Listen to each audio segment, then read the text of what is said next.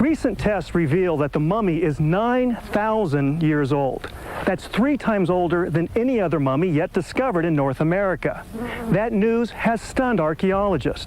In the parched heart of Nevada's Great Basin Desert, there is a place forgotten by time until it gave up a secret that rewrote history. Hidden behind the worn limestone walls of Spirit Cave lies a story buried for more than 10,000 years. In 1940, long before DNA sequencing or digital archaeology, 2 archaeologists stumbled upon something that would eventually shake the foundations of American prehistory.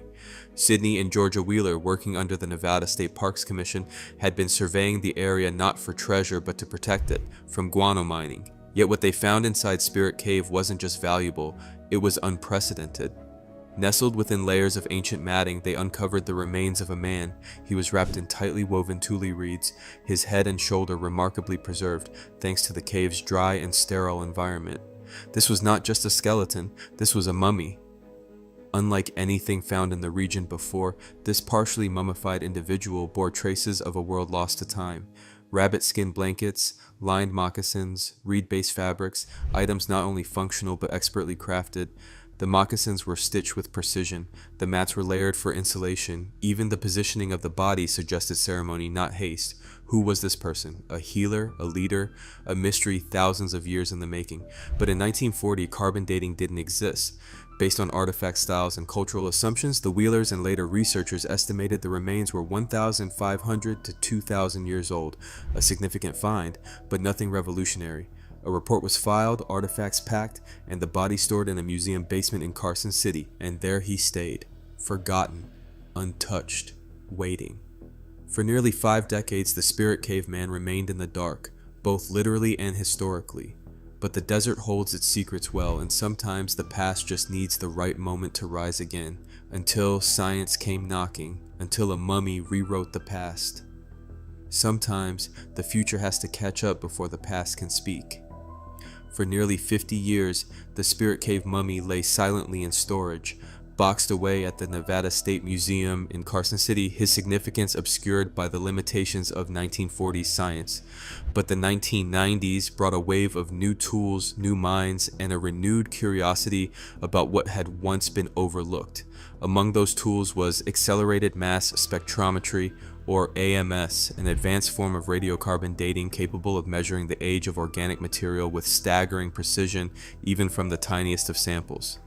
Researchers at the museum decided to revisit several old specimens using this new technology, and among them was the mummy from Spirit Cave. A routine recheck turned into a revelation. The result? Not 2,000 years old, not 3,000. The remains dated back approximately 9,400 radiocarbon years, which, when calibrated using modern methods, placed his life at over 10,600 calendar years ago.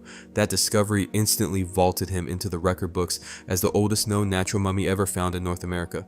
Older than the pyramids, older than Utsi the Iceman, older than imagined. The implications were massive. This was not just a dusty body with woven blankets. This was evidence of sophisticated human life at a time when most archaeologists believed the continent had only recently been populated. It directly challenged the long-held Clovis first model, which dated the first Americans to around 12,000 years ago and assumed a single migratory event. What else had we misdated, misunderstood? For the scientific community, this was a moment of both shock and awakening. A find once considered minor had now become a time bomb in the timeline of North American history. It cracked open new theories, reignited old debates, and turned Spirit Cave into a point of global focus. The past had been patient, but now it was loud, and the question was no longer if there were older histories, but how many. The mummy wasn't just ancient, he was disruptive, and his story was only just beginning. What happens when science wants answers, but the past already belongs to someone? After the shocking discovery that the Spirit Cave mummy was over 10,600 years old, the scientific world leaned in.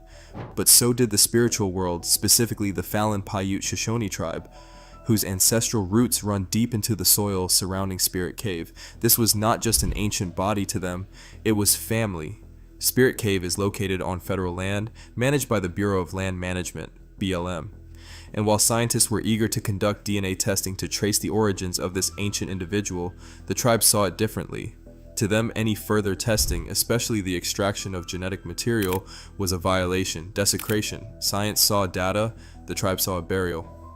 American Graves Protection and Repatriation Act, NAGPRA, was signed into law. Its goal to return human remains and sacred items to tribes with demonstrated cultural ties. Armed with this legislation and centuries of oral tradition, the Fallon Paiute Shoshone tribe filed for the repatriation of the Spirit Cave mummy. They insisted no DNA analysis, no further disruption, and no scientific curiosity could override their ancestral rights. Whose story was this to tell? What followed was a 2-decade-long standoff, a legal and emotional tug-of-war between two worlds. Scientists argued that testing could reveal priceless insights into early human migration.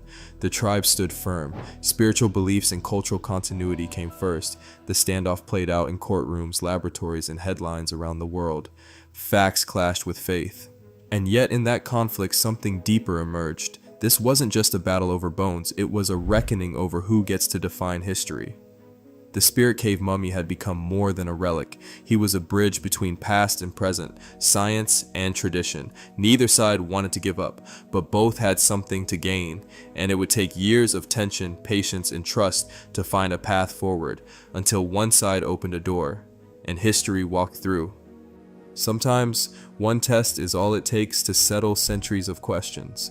After decades of legal battles, emotional testimony, and historical debate, the stalemate around the Spirit Cave mummy seemed unbreakable. But in 2015, a turning point came, not from a courtroom but from a conversation built on trust. After years of negotiation, the Fallon Paiute Shoshone tribe agreed to allow one final step, a full genome sequencing. The task would fall to one of the world's leading experts in ancient DNA, Professor Eske Willerslev, and his team, working jointly from the University of Cambridge and the University of Copenhagen. They had pioneered the delicate extraction of DNA from ancient remains. Now they were tasked with answering a question that had lingered in silence for over 10,000 years. Who was the Spirit Cave man? Science had waited, now it would speak. The results were immediate and overwhelming. The Spirit Cave man was not a stranger to the modern people of Nevada. He was family. The sequencing revealed a direct genetic connection to modern Native Americans, specifically the Fallon Paiute Shoshone tribe. The man buried in Tulamatting over 10,000 years ago was a direct ancestor.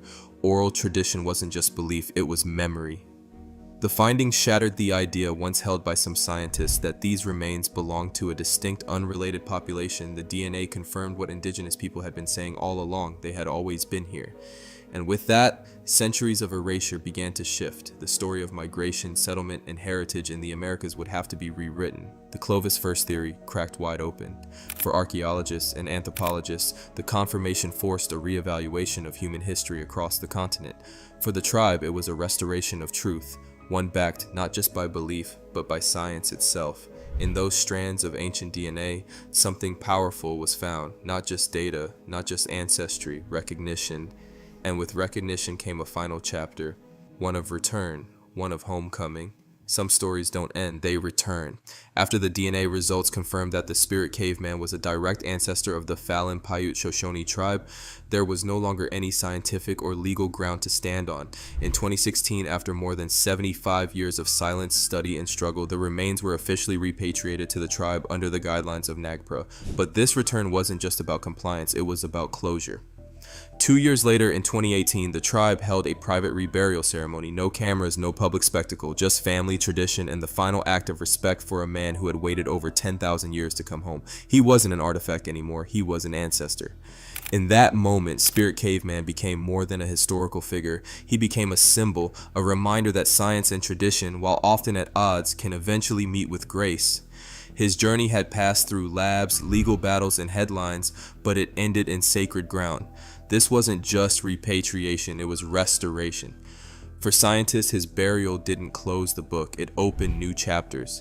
Spirit Caveman redefined the timeline of human presence in North America. His preservation, his artifacts, his DNA, they told a story of sophistication, ceremony, and survival thousands of years before recorded history. He proved that cultures thrived long before our textbooks said they could. He turned speculation into certainty. But he also left behind questions that still echo in the dust of the Great Basin. How early did humans really arrive? Are there older ancestors waiting beneath stone and soil? And when we find them, will we know how to listen?